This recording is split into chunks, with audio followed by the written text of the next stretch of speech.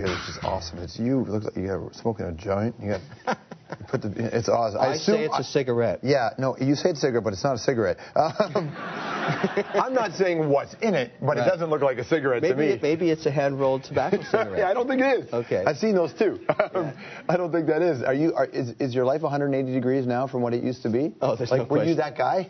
Hey, listen, I was that guy, and those were interesting times for me. And, you know, that was when my stepfather looked at me and he said, you've really got to get back on the road because you're going down the wrong path. You're going to be very unhappy one day. I was trying to become a fashion photographer, and he said to me, you're not that good. You're just not that good. I've looked at your work. It sucks. I said, well, I'll get better. I'll go to school. He said, no, I don't think you're going to make it. You better find something else that you can be competitively really good at and have an advantage. I think we now know on Dragon's Den where your tough love comes from. Well, I'm glad he told me the truth. I mean, that matters. I would, you know, and I've done this with my own son now, I've always said to him, look, this is how life is. This is the things you got to focus on. This is how you're going to make it if you're going to. But I think sometimes being good at something is overrated. What if it just made you happy? I think winning makes me happy. That's my nature. I'm an entrepreneur. When I start a business, I want to win. And I say this all the time to students because I teach a lot now. It's one form of giving back. Business is war. Your soldiers are your dollars. When you send them out every day to go to battle, some of them are going to die. That's bad. If they all die, you're broke. That's really bad. Right, but the thing is that in every war, I mean, war is war, but in every war, you have casualties. And jobs are gone, industry's not coming back, globalization failed an enormous group of people. When the bailouts came, when the bubble burst, the bailouts didn't pay off anybody's mortgage. The bailouts paid off these bankers who continue to make great bonuses. And I have no problem with leaders, business leaders making tons of money. I'm cool with that, right? But the system is designed for only a certain group of people to win. And I think what's interesting about Occupy Wall Street and that kind of stuff that's happening is people are waking up going, hey, how's about you? Because this isn't working. I get that, but listen, first of all, I'm a big believer in freedom of speech for both sides, okay? If you want to go protest and complain, you better have a better idea. For the sake of just throwing eggs at a banker, that's not going to solve any problems. You look at North America right now, we need jobs.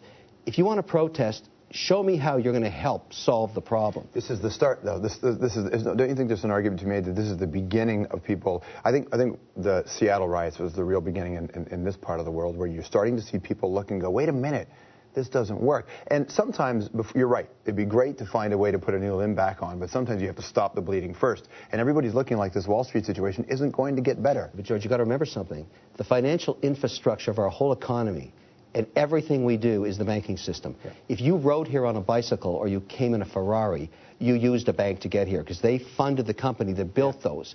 They distribute the food we eat. You can't eviscerate the financial infrastructure. That makes no sense. No, I agree. You can be mad at a banker and there's always a bad apple somewhere, but the system works and we should protect it.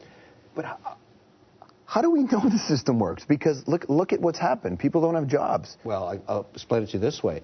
You enjoy one of the highest standards of living on earth, right in that chair you're sitting in. Yes. You're second to only one other country, Switzerland, and we're about to beat them soon. This country is on fire.